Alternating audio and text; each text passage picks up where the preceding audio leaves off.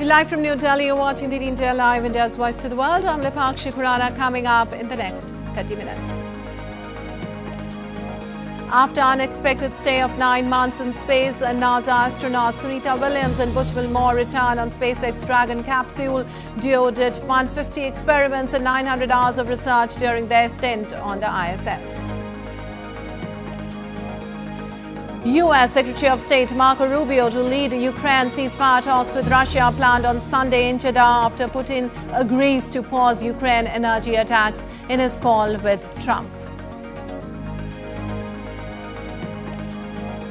Israel increases pressure on Hamas as airstrikes continue in Gaza after 2 months of truce. U.S. envoy to the UN says blame lies solely with Hamas. Gulf nations EU express concern at the flare-up. U.S. judge finds Elon Musk's USAID cuts likely unconstitutional, blocks him and Doge from making more cuts. Trump to appeal the ruling. 10th Raisina Dialogue concludes today in New Delhi. Minister of External Affairs Dr. S. Jaishankar will speak on commissars and capitalists, politics, business and new world order.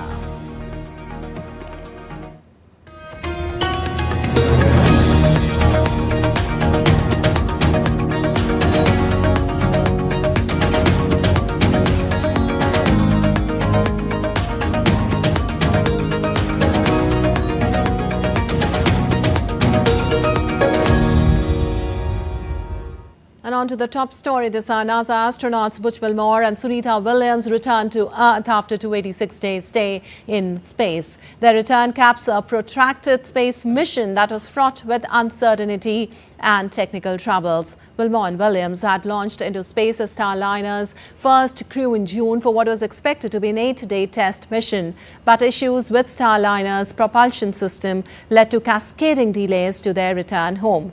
Finally, they returned to Earth. Here is more. Fuzail Ahmed reports for more. On Earth. Smiles, thumbs ups and cheers. That sums up the mood after safe return of 2 stranded NASA astronauts, Butch Wilmore and Sunny Williams, after their unexpected 286-day space sojourn. SpaceX Crew Dragon spaceship carrying Butch Wilmore and Sunita Williams, alongside fellow American Nick Hague and Russian cosmonaut Alexander Gorbunov, streaked through the atmosphere before deploying parachutes for a gentle splashdown off the Florida coast at 5:57 p.m. local time. I want to congratulate the entire NASA Commercial Crew Program, the SpaceX team. You know, in many ways, if I step back to last year, this has been 9 months in the making, and I couldn't be prouder of our team's versatility, our team's ability to adapt and really build for the future of human spaceflight and looking at different ways to do business, taking advantage of one vehicle to launch a crew and then bring back the crew in a different vehicle. Sunita Williams and Butch Wilmore flew on a Boeing Starliner to the space station on June 5 last year and returned in SpaceX's Dragon spacecraft. SpaceX has been an incredible partner for us. And it shows the benefits of the commercial public-private partnership that we have. So they just been a huge, great partner throughout all this. Crew 9, in addition to the spacewalks that many of you witnessed, they performed just about 150 experiments on board the International Space Station with over 900 hours of research. The quartet left the International Space Station roughly 17 hours earlier after exchanging final farewells with remaining crew members. Wilmore and Williams' 286-day stay exceeds the usual 6-month ISS rotation and ranks 6th among US records for single mission duration.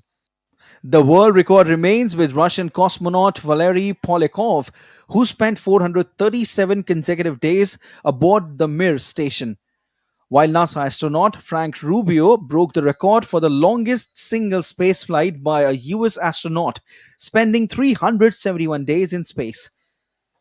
NASA astronaut Mark Vande Hey spent 355 days in space. NASA astronaut and Expedition 46 commander Scott Kelly spent a total of 340 days living in space.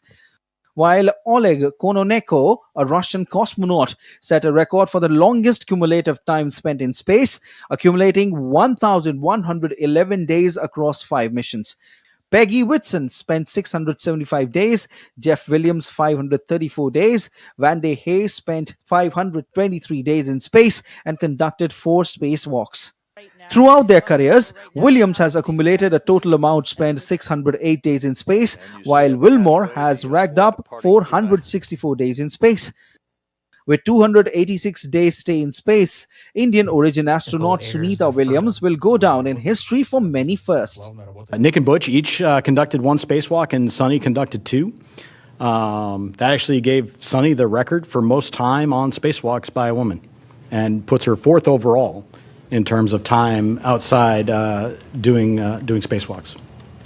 Sunita Williams and Barry Wilmore will undergo a 45-day rehabilitation program to readjust to gravity after their extended stint in microgravity.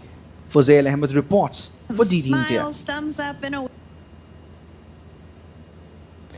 The White House highlighted U.S. President Donald Trump's role in bringing back NASA astronauts Sunita Williams and Butch Wilmore safely back to Earth after being stuck in space for more than 9 months. The White House posted on social media platform X, and I quote, "Promise made, promise kept." President Trump pledged to rescue the astronauts stranded in space for 9 months. Today, they safely splashed down in the Gulf of America thanks to Elon Musk, SpaceX and NASA, unquote. Also, India's Minister for Science and Technology, Dr. Jitendra Singh, hailed the safe homecoming of stranded NASA astronauts. Sharing on social media platform X, he wrote, and I quote, "A moment of glory, pride and relief. The whole world comes together to celebrate the safe return of this illustrious daughter of India, who has instantly gone down in the history for the courage, conviction and consistency with which she endured the uncertainties of space," unquote. Also, Indian Space Research Organization welcomed a NASA astronaut wishes to utilize NASA astronauts' expertise in space exploration. On X, Israel wrote, and I quote, "Welcome back, Sunita Williams. Your safe return after an extended mission aboard the ISS is a remarkable achievement, a testament to NASA, SpaceX and the USA's commitment to space exploration. Your resilience and dedication continues to inspire space enthusiasts around the world. As Secretary DOS and Chairman ISRO, I, on behalf of my colleagues, extend a warm greeting to you and wish you a great day ahead. When Bharat, under the leadership of Honorable Prime Minister Modi ji, is working towards making India as a developed country, we wish to utilize your expertise in the space exploration," unquote. And moving on now, U.S. envoy Steve Witkoff told Fox News on Tuesday that talks with Russia on the Ukraine war will take place on Sunday in Jeddah. Witkoff told Fox News, as I quote, "The devil is in the details. We've got a team going to Saudi Arabia led by our National Security Advisor and our Secretary of State. And I think, we've got to figure out those details," unquote. He was referring to top U.S. diplomat Marco Rubio and White House National Security Advisor Mike Waltz. Also, President Donald Trump spoke with Russian President Vladimir Putin about ending the conflict in Ukraine. The White House said they began laying the groundwork for a ceasefire that included an agreement to stop attacking energy targets, and Ukrainian President Volodymyr Zelensky later signaled a willingness to discuss next steps with Trump. As a report. US and Russia will engage in talks on a ceasefire in Russia-Ukraine conflict on Sunday in the Saudi Arabian city of Jeddah. This was revealed by US President Donald Trump's special envoy Steve Witkoff. In an interview with a TV news channel, Witkoff said that the US delegation in Saudi Arabia would be led by Secretary of State Marco Rubio and National Security Advisor Mike Waltz. Earlier, in a 90-minute call with the US President Donald Trump, Russian President Vladimir Putin agreed to halt attacks on energy infrastructure targets in Ukraine for 30 days. But Putin did not accept a broader ceasefire proposal that Ukraine is ready to implement. Putin said a comprehensive truce could only work if foreign military aid and intelligence sharing with Ukraine came to an end. Sanctions are not temporary or isolated measures. It's a mechanism of systematic, strategic pressure on our country. Regardless of how the situation develops or what the system of international relations looks like, Our competitors will always strive to contain our nation and weaken its economic and technological capabilities. In an interview after the talk, Trump said that he didn't discuss Western aid to Ukraine during a call. Actually, we didn't talk about aid at all. We talked about a lot of things, but aid was never discussed. We're going to be friendly with both. I think we're going to be friendly with both. China needs us in terms of trade very badly, but we have to straighten out the deficit. We have now more than $1 trillion deficit with China. It's not even believable. And we're going to be doing something about that. And with Russia, they would like to have some of our economic power. Ukraine reported a barrage of strikes on civilian infrastructure hours after Moscow agreed only to pause attacks on the energy grid. This is not a game where Putin alone dictates the rules. I think that the assistance will continue. We have assistance from both the United States of America and our European allies. We are in constant contact. I am confident that there will be no betrayal from our partners and the assistance will continue. Apart from the halt to energy infra, another takeaway from the phone call was the agreement for prisoner swap. Russia and Ukraine will exchange 175 prisoners each on Wednesday. The hopes of any positive move towards permanent cessation will depend on the outcome of talks in Jeddah. Anamika Pandey's report for DD India. And British Prime Minister Keir Starmer and Ukrainian President Volodymyr Zelensky spoke on Tuesday evening as momentum builds towards ceasefire talks with Russia. Zelensky updated Starmer on the intensifying frontline battles. Downing Street acknowledged the progress former US President Donald Trump has made in pushing for ceasefire negotiations. In response, Starmer reinforced Britain's unwavering support for Ukraine, emphasizing that any talks must lead to a just and lasting peace. And explosions lit up the sky over Kyiv on Tuesday night as raid sirens were heard across the Ukrainian capital. Amid the chaos, Russian President Vladimir Putin agreed to halt attacks on Ukraine's energy grid, but rejected a full 30-day ceasefire, a move backed by Donald Trump. Ukraine agreed to the limited truce, pausing strikes on each other's energy infrastructure.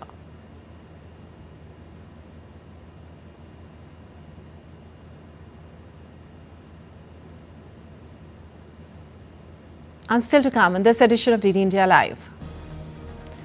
Congolese Rwandan leaders meet in Qatar for the first time.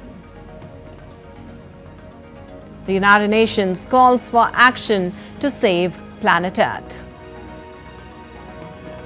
And New Delhi to host ASEAN's key defense meeting on counter-terrorism.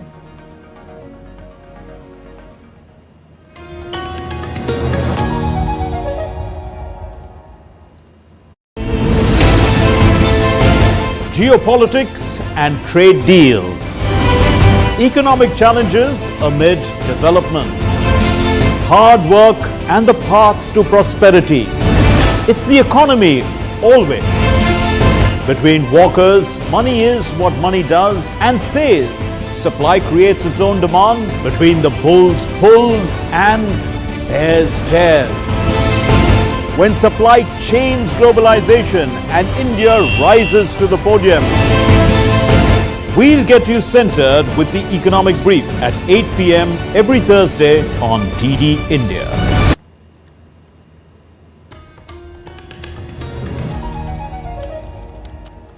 Welcome back. You're watching DD India Live. I'm Lipak Shikrana. And moving on, tensions are escalating once again in Gaza after massive overnight airstrikes. Israel's Prime Minister Benjamin Netanyahu warned that this is only the beginning. The airstrikes are the largest since a truce was established in January, spawned renewed tensions in West Asia in this report.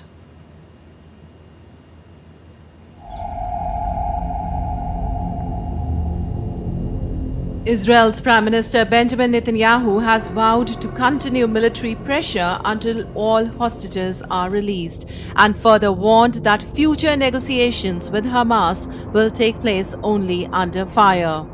Israel will fight, and Israel will win. We will bring our people home, and we will destroy Hamas. We will not relent until we achieve all these vital goals, and we will not rest until we give our country a future of peace, prosperity, and hope. Netanyahu also urged Palestinians in Gaza to avoid any contact with Hamas and get out of harm's way. He put the blame squarely on Hamas for the present situation. Hamas refused offer after offer to release our hostages. In the past 2 weeks, Israel did not initiate any military action in the hope that Hamas would change course. Well, that didn't happen. The United States has also blamed Hamas for the resumption of hostilities, saying they bear total responsibility for the strikes. The blame for the resumption of hostilities lies solely with Hamas. This brutal terrorist organization has steadfastly refused every proposal and deadline they've been presented over the past few weeks, including a bridge proposal to extend the ceasefire beyond Ramadan and Passover, to allow time to negotiate a framework for a permanent ceasefire. Hamas refused this offer. While Hamas has warned that the Israeli action could endanger the remaining hostages, the UN has on the other hand pressed for the ceasefire to be respected and for the humanitarian aid to continue for Gaza. I believe that the role of the UN is to do everything to convince the parties, first, for the ceasefire to be fully respected. Second, for humanitarian aid to have access to Gaza in an unimpeded way. And third, for the unconditional release of hostages. And we will not give up on these objectives. Gulf nations, EU have expressed concern and called for the cessation of renewed hostilities, while the families of Israeli hostages pleaded with Prime Minister Benjamin Netanyahu to halt the violence, fearing for the fate of their loved ones. Aarti Rana's report for DD India. Well, a federal judge on Tuesday blocked billionaire Elon Musk and his Department of Government Efficiency from taking any more steps to shut down the U.S. Agency for International Development.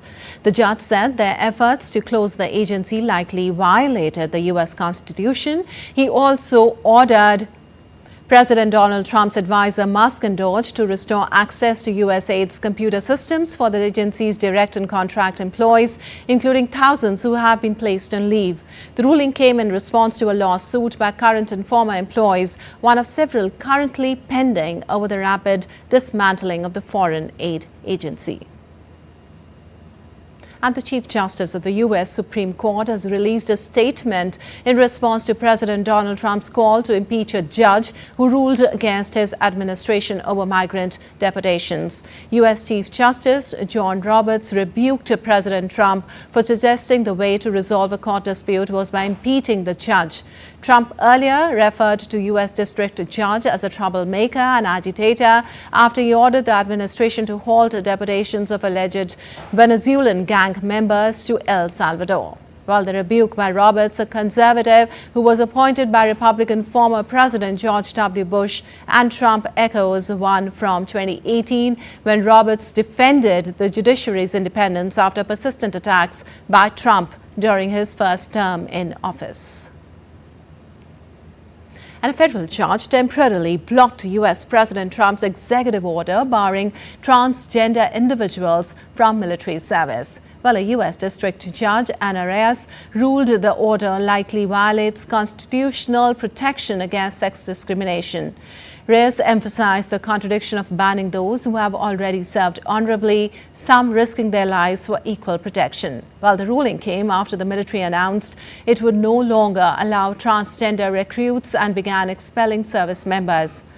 Also, plaintiffs, backed by a 2020 Supreme Court decision on transgender discrimination, argued the order was illegal. The government defended the ban, citing fitness for service, but failed to provide any solid evidence. Well, a U.S. judge has temporarily blocked the Environmental Protection Agency from terminating grant funds allocated under a $20 billion climate funding program. U.S. District Judge Tanya Chutkan issued the restraining order, halting the EPA's attempt to end $13.97 billion in grants to three non-profit groups: Climate United, Coalition for Green Capital and Power Forward Communities. Well, the EPA claimed concerns over fraud and waste, but failed to provide evidence in court. Judge Chutkan warned that transferring funds would harm these organizations, impacting their ability to pay employees and fund projects. Well, the EPA's decision followed a push by Congressman Lee Zeldin to reclaim money from the Greenhouse Gas Reduction Fund, which aims to combat pollution. Climate United CEO Beth Bafford, in a statement, called Tuesday's ruling a strong step in the right direction and said the organization would work in the coming weeks towards a long-term solution. Well, diplomatic tensions between the U.S. and South Africa have been rising following an announcement from U.S. Secretary of State Marco Rubio declaring Rasool's status as persona non grata via a post on social media which went viral. Also, the U.S. government issued a 72-hour notice for the South African ambassador Ibrahim Rasool to vacate the country. DD correspondent Nazanin Ismail reports for more. Government issued a 72-hour notice to South African Ambassador Ibrahim Rasool. This follows an announcement from U.S. Secretary of State Marco Rubio, who declared Rasool persona non grata in a post on the social media platform X. In his post on Friday, Rubio referred to Rasool as a race-baiting politician who hates America and hates the President of the United States. He further stated, and I quote, "South Africa's ambassador to the United States is no longer welcome in our great country," unquote. While neither Rubio nor the State Department provided immediate details on the expulsion, Rubio linked the decision to Rasool's comments during an online lecture earlier in the day. The lecture, hosted by South African think tank Mapungubwe Institute for Strategic Reflection, saw Rasool criticizing Trump's foreign policy and its implications for South Africa, especially in the context of a changing demographic in the U.S. The expulsion is the latest development in the deteriorating relations between the U.S. and South Africa, particularly under President Trump's second term. Over the past 2 months, tensions have escalated, including disputes over the alleged treatment of white Afrikaner farmers and the absence of senior U.S. officials at G20 meetings in Johannesburg. Well, Ibrahim Rasool will be coming back soon, as the U.S. State Department has ruled that he is no longer acceptable in the U.S., and he's going to come back and give me a full report. So I will wait for a full report from him. But at the same time, we have noted the displeasure that has been expressed by the United States, particularly about the remarks he made. And we have noted that, and we will engage with them as we are already engaging with them, improving our relationship with the United States of America. The diplomatic fallout between Washington and Pretoria continues to unfold, with both sides indicating a desire to address the challenges ahead. I'm Nazneen for DD India, Johannesburg, South Africa. Well, Democratic Republic of Congo President Felix Tshisekedi and his Rwandan counterpart Paul Kagame held direct talks for the first time since Rwanda-backed M23 rebels seized two major cities in eastern DRC. In a joint statement issued with Qatar, whose emir mediated the talks in Doha, the countries called for an immediate ceasefire in eastern DRC. The talks came after M23 representatives pulled out of a planned meeting with the DRC government in Angola on Tuesday after the European Union sanctioned 3 Rwandan military commanders and the country's mining agency chief over support for the M23 fighters. The DRC has accused Rwanda of sending weapons and troops to support the M23 rebels, which Rwanda has denied. Meanwhile, former Democratic Republic of Congo President Joseph Kabila warned of potential turmoil anywhere in the Congo and blamed his successor for the ongoing conflict with M23 rebels during a visit to South Africa on Tuesday. And now we take you live to day 3 of the Raisina Dialogue, where External Affairs Minister Dr. S. Jaishankar speaks on commissars and capitalists, politics versus but I'm the new world impressed order. to be seen as a commissar. It's a term from my youth, and I was quite amused to see it being used in this age, but I take it as a compliment. Now, your point, tariffs, sanctions, what's happening, export controls. I think whether we would like it or not, they are a reality. Countries use them. In fact, if one looks at the last decade, I would say we have seen a much greater weaponization of pretty much any kind of capability or any kind of economic activity. It could be financial flows, it could be energy supplies, it could be technology. This is the reality of the world. Since I take the world as it is, we have to negotiate our way through that and see, how best we can do for our own country. Because at the end of the day, for a government, for a commissar of the government, you fight for your business. You fight for your business because you're fighting for your employment. You're fighting for your comprehensive national power, of which business makes a very important contribution. I think today the lines, dividing different domains have eroded. I think overall, if you see in international relations, I think it's a less restrained culture today than it was, say, a decade ago. And that's something we all need to factor in. Does it bother you, the blurring lines? I'm not, I wouldn't say it would bother me because I've seen its evolution. I just accept it as part of the playing conditions. It's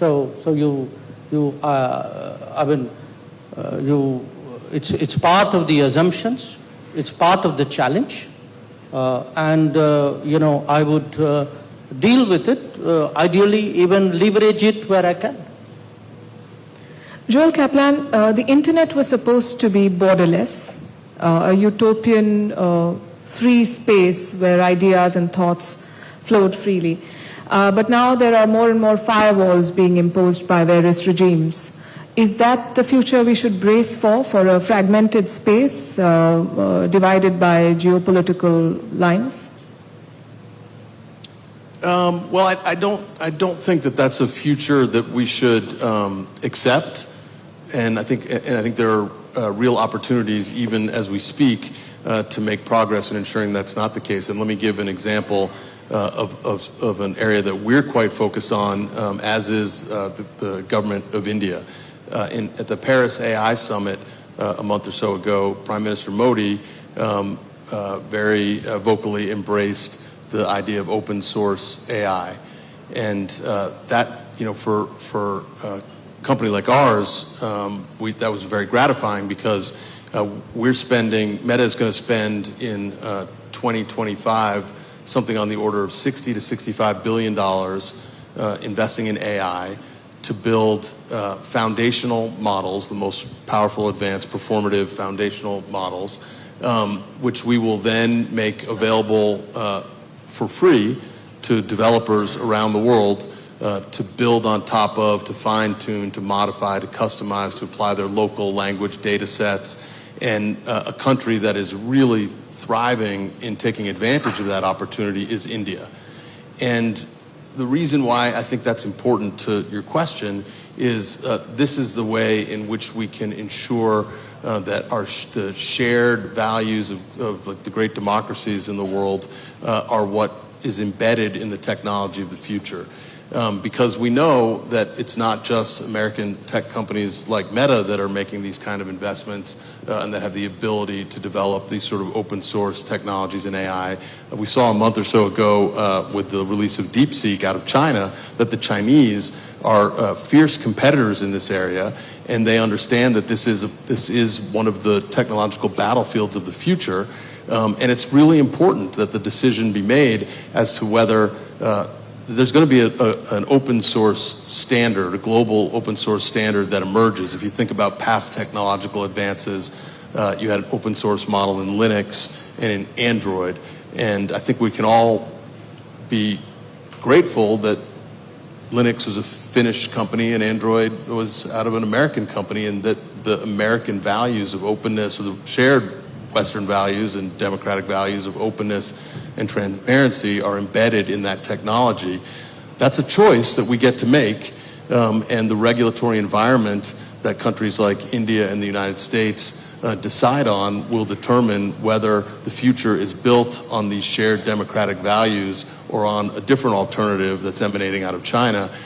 I'm really optimistic about what I see when I come to India, and it makes me think we can avoid the kind of future that you described. I see how China has emerged as a villain, and TikTok is an example of that. The allegation is that TikTok shares data with the Chinese regime, as I'm sure a lot of other Chinese companies do. But here's my issue. American companies do the exact same thing. In the last 10 years, Meta, Apple, and Google handed over data from 3.1 million accounts to the US government. Meta's data sharing is up by 675% in this time. So basically, American companies get away with doing the very same thing by virtue of being American. I mean, respectfully, that's just not remotely the same thing. Of course, companies like our companies reply to lawful orders to protect people from child sexual exploitation, from sex trafficking, from terrorism. I don't think that's inconsistent with democratic values. I don't think that's what we see in China, and honestly, I'd be surprised if that's a shared view. Pier Roberto Folgiero, every company is a product of the country it operates in, and that sometimes also creates an uneven playing field. You mentioned shipbuilding. China is set to give around $15 billion every year in subsidies, and I'm not even counting the steel subsidies, which is a significant and important component. Now, Western governments and companies are investigating this unfair practice. Would you say they were caught napping at the wheel? It's been happening for many, many years. But again, first of all, let me tell you that I'm very happy to participate to this panel because I'm the only hardware guy. Because now it's time for software, code, writing. But you know, in order to host software, you need hardware producer. So let me play the game of the heavy industry around the table. Let me say that in this new geopolitical landscape, we need to go for a kind of reindustrialization. That's what is expected to happen in Western countries. So shortening certain supply chain and go back to production. And we have to tell young people that production is a beautiful job. In the old times, if you're not good at school, you will go to the shipyard. Now we have to tell even our brilliant young people that production is back, and you need to go and cope with hardware, not only software. So that's the game I'm gonna play. So this is very important. Obviously, we need to modernize shipbuilding. So in order to be attractive and in order to reindustrialize Western countries, we need to offer a job that is as robotized as possible, as automated as possible. That's what we are doing in our shipyard. So yes, you need tariff in order to protect yourself, but at the same time, you need to reindustrialize yourself. And again, it comes from the culture of young people. It starts from there. Then it's a matter of rethinking industrial processes, injecting as much as new technologies as possible. Again, in terms of manufacturing, in terms of, robotization. Basically, we have to implement in the shipbuilding something similar to what happened in the automotive sectors 20 years ago, 30 years ago. Obviously, mutatis mutandis, because there are a lot of, we work in open field, so we don't work in chains, but there is a lot to do, So I wouldn't put not only the accent on the regulatory framework, I would like also to put the accent on the reindustrialization, from the culture of young people all the way to the processes, all the way to manufacturing scheme. And I believe in this respect, India can play a very important role. Simply because in this renaissance of shipbuilding, India can start from engineering capabilities, coping engineering capabilities, and coupling, engineering capabilities with manufacturing of components, so supply chain, fabrication and manufacturing of key systems that need to be installed in a ship, and third, availability of labor. So it's very rare to have these three massive skills in the same geography, and on top of it, there is a big domestic demand. So these existing condition precedents are associated with a domestic demand. And I believe that this is a long journey, because again, heavy industry is not software, so you need to be, slow biorhythms, that's the name of the game, but it's a process that is starting, and we are more than happy being the biggest Western shipbuilder. We are more than happy to get along with this renaissance of shipbuilding and putting our technological expertise, because again, the ship of the future is not a hull made of steel, it's a system of systems. That's the concept of technological ships. So we are more than happy to take all these historical roots of the country and associate with our geopolitical bloc expertise and joining forces. Right. Mariana Demar, Russia and China are said to be exploring alternatives to SWIFT, and that is 24% of the global economy breaking away from your network. Do you think they can mount an effective challenge to SWIFT? Also, SWIFT was envisioned as part of a global financial infrastructure, and that was underpinned by a globalist US and the near monopoly of the dollar, both of which cannot be assured anymore in the given circumstances. So do you think that they have a future, or do you think that the world will explore alternatives? Yeah, thanks. It's a very important question. Thank you. Well, actually, is what I was saying. I mean, you have geopolitical on one side, you have technological innovations on the other side, for instance, central bank digital currency, so a new way of moving value across the board. So you have different factors that drive fragmentation. Fragmentation meaning, indeed, I mean, some financial systems that may at some point be completely disconnected. And that will happen. I mean, it's already happening. And that's a fact of life, I would say. But what is our view is that, global trade over the past has been a fundamental driver of growth. And how has it been? Because of and thanks to the integrated financial system we have built all together. So a secure, trusted, a really reliable, but also connected and interoperable, as I said, the arteries and backbones of the financial economy. So our role in this will be, and due to the fact that fragmentation hurts badly the global economy, our role will be to maintain the glue of the ecosystem. Okay, we are interconnecting the financial ecosystem. We want to continue to do it with potentially these systems that, okay, there may be, there's the Russian system, there's the Chinese system, which is not a competitor, by the way. It's just relying on SWIFT for the international part of the YNB. But there will be other platforms like, central bank digital currencies. How do you want to a business to send payment to another business or another person in a country with a central bank digital currency which is natively, created but we're not connected? So our role will be to make sure that we interconnect to the different systems if the systems want it.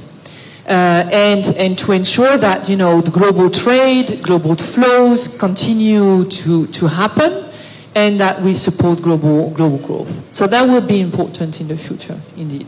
Right. Dr. Jaishankar, how do you see the weaponization of things that were intended to be global goods, like SWIFT or social media or telecom? Do you think that undermines trust in these institutions, and does it push India then to explore alternatives, perhaps homegrown ones? Well, there are different ways of dealing with weaponization. One is to stay on the right side of the weapon. So, you don't get hit, others do. Look, here's the reality. The world today makes business decisions, factoring in national security in a manner in which it did not do so before. Especially in the digital era, and two of them here, in fact all of them here, in some way are deeply involved in that.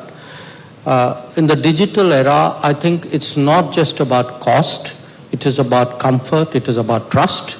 So if you are today looking at this serious, at a strategic level, the business conversations, you keep hearing resilience, reliability, trust, transparency. So you want to do business more and more with those with whom you are secure. And your earlier point that everybody has, every partner offers some risks, yes. But you would rather take the risks with those where your interests are not contradictory, then the risks are not that great, rather than those with whom your interests could clash or do clash.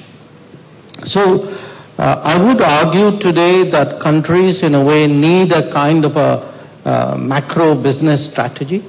And certainly, when you look at India, when we look at the world today, we see, we are involved right now in 3 big trade negotiations with the EU, with the UK, and now with the United States. These are our growth markets. These are our technology partners. This is where people go for education. This is where people go for tourism. These are in many ways our connectivity partners. They are our strategic partners. So when we make choices, it's no longer just efficiency and cost. I think there are non-economic factors which I think increasingly influence business decisions. Sometimes you can be put in a situation where we say, let me devise something alternative because that is a compulsion of the day. But I would argue that's an aberration rather than than some kind of strategic desire to replace a particular system. If we can make the current system work for us, it's the smarter thing to do. Right. Before I open it to the audience, I want to ask you one last question, and this is something that we've discussed internally as well. You see, foreign policy was designed to deal with countries, but today companies are sometimes more powerful than countries. For instance, you have Elon Musk and Starlink. With one flip of the switch, they can change the course of the war in Ukraine. Do you think foreign policy then needs to evolve, or do you leave it to regulators and financial institutions? No, one, historically, that's not entirely the case. I would remind you of a company called East India Company, which became so big. But it's a valid point. The market cap of many companies today would probably entitle some of them, I don't know, maybe even to be part of the G20. So this is, again, a reality we have to deal with. So sometimes, you deal with them in tandem with the government. Sometimes you deal with them directly, but you have to deal with them. I mean, this is the necessity in my business. Right. We'll open it to the audience. We can take a couple of questions, I suppose. Ma'am, here. Ma'am, this gets side. the mic? Ma'am, this side. Greetings. I am Bhavna, here at the left side. Yes. My question is to Dr. S. Jaishankar, sir. Sir, as economic warfare reshapes global power structure, how is India leveraging its diplomatic and economic strengths to not only mitigate these strategies and pressures, but also emerge as a key architect of a more balanced and a resilient global order? Thank you. In a way, I had addressed some of that, which is we have global interests today. If you look at our key trade partners, they're spread all over the world. They are very diverse. So just like we have a way of working with different countries politically, we obviously do the same economically. But again, I stress that all countries are not the same. And the digital era will bring out that differential more sharply. At the end of the day, it does matter where our data goes. Who looks at our data, who processes it, who develops the AI based on our data. We can't be agnostic in the digital era. So it's not the same as the manufacturing era. In the manufacturing era, beyond the point, it didn't matter where the product came from. You can't extrapolate that proposition into the digital era. So I would argue that the answer to your question would be like portfolio management. You diversify it as much as you can, but at the end of the day, there will be comforts, there will be the reliability factor, there will be issues of trust, and that is why some of these FTAs we are engaged with today with the EU, with UK, USA matter so much. Greetings, Dr. Jaishankar. Over here, towards right. Over here. Hello, my name is Shreyas. I work as a business analyst at Deloitte, and I have a question to you, Dr. Jaishankar. Considering the fact that United States is pulling out of organizations like WHO, Paris Agreement, do you think they're trying to establish a new world order? And if yes, what role can India play in being the leader of Global South? I think if your question is what the US is doing, you should ask the Americans, not me. If you ask me what we should be doing, I mean, we should be doing many things, including engaging the Americans and engaging the Global South. Our strategy is pretty, I mean, it's been discussed in other sessions, it's pretty obvious. But our effort is really to really maximize our options since I'm on a business panel, to increase our turnover, to improve our technology. And, we are on a strong growth trajectory. And as a business, as a country which has decades of growth ahead, that's what we should be planning for. Now, different countries will make decisions, that's their prerogative. We have to factor it in while making our calculations. I can't tell some other country that don't do this because it's not convenient to me. That's their call, not mine. Thank you. We'll take one question from the Raisina young fellows. Hello. Yes, and for the rest of the panel as well. I'm from China and I'm working for a European think tank. I have one question for Mr. Kaplan. So Meta CEO like Mark Zuckerberg has reportedly shown interest in assessing the Chinese market for many years. And what makes news headlines lately is that in 2015, the company developed a system that would accommodate Chinese content regulations, including features to restrict certain content and potentially share user data. Does this mean that for global tech companies like Meta, the stated democratic value and user privacy could be compromised for market access? Thank you. Thanks for the question.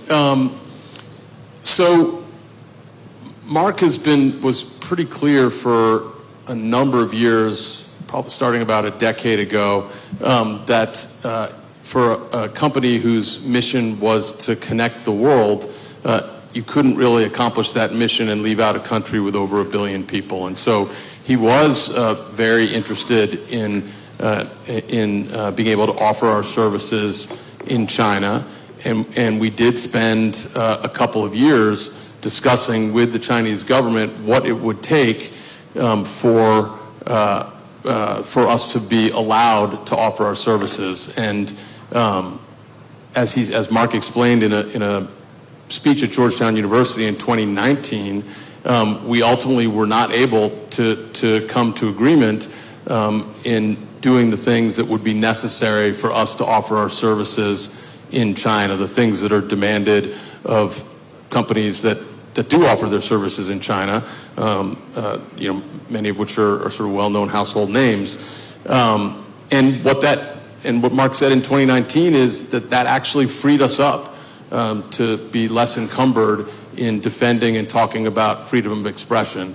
And so at the end of the day, that's a better position for us to be in, one where we can continue to defend and talk about the values that Facebook was founded on and its roots in free expression. Dr. Jaishankar, I represent the financial investors worldwide. We wanted the Raisina Young Fellows, or do we wrap? Just a last question, ma'am. Ma'am, we have 30 seconds. We'll take one student, please. Thank you. Thank you very much for your insights. The panel has established... You have to be louder. Come closer to the mic. Better? Yeah. Okay. Thank you very much for your insights. The panel has established the close relation between innovation, competitiveness, and national security. The cornerstone connecting all that is national data, which for innovation needs to be leveraged in the cloud, but for national security needs to be protected as good as possible. Hosting such data on a cloud on foreign hyperscalers appears to make nations at least a bit prone to geopolitical threats. So I was wondering, how does the Indian government plan to expand state security in the digital realm, or put it differently, how do you define digital sovereignty in the current geopolitical context? Thank you. I'm guessing it's for you. Look, I think people realize today the value of data, yes, ideally there's business or innovation at a global level which looks again very neutral, but the reality is very different. There is national competition in a way. There are businesses which profit from access to data. So I think India must play to its strength. And what are its strengths? A huge amount of data, because there's a large population, an enormously diverse society. So even within those numbers, you get actually a great, very wide spectrum of data, and innovation culture. So we have to make the most of it. And at the end of the day, both as a commissar and potentially as a capitalist, I would say I'm in it for me. I would max it for myself. I'm not here to develop global business. I'm here to develop Indian business. Ma'am, can I ask I think that's a good note to end on. The time's up. Thank you very much. Thank you all for your thoughts, and thank you for being such a wonderful audience. And thank you to the panelists and of course the moderator. If I could... Well, you're watching live from day 3 of the Raisina Dialogue, where Minister of External Affairs Dr. S. Jaishankar was speaking on the commissars in capitalist, politics, business and new world order, and shared his thoughts at the panel discussion. They discussed the ways of how business and geopolitical imperatives are reshaping global trade, finance and digital landscapes. The panel also explored how political decisions are shaping businesses and are being implicated by them. The participants discussed the state of the world and explored opportunities for cooperation on a wide range of contemporary matters. Also, the discussion revolved around AI, open source technology, and how AI has taken the world by storm, and how India was doing great work related to it. Dr. Jaishankar said that there are different ways of weaponization. The world today makes business decisions, especially in the digital era, based on comfort and trust. He said resilience, reliability, and transparency are important, and you do business with those with who you are secure. And when we make choices, economic and non-economic factors increasingly influence business decisions. He also said that market cap of some companies is really big and we have to deal with them, and it is unnecessary right now. And he said India was on a strong growth trajectory, engaging the global south. All right, that's all for this DD News Hour. We'll keep watching for more.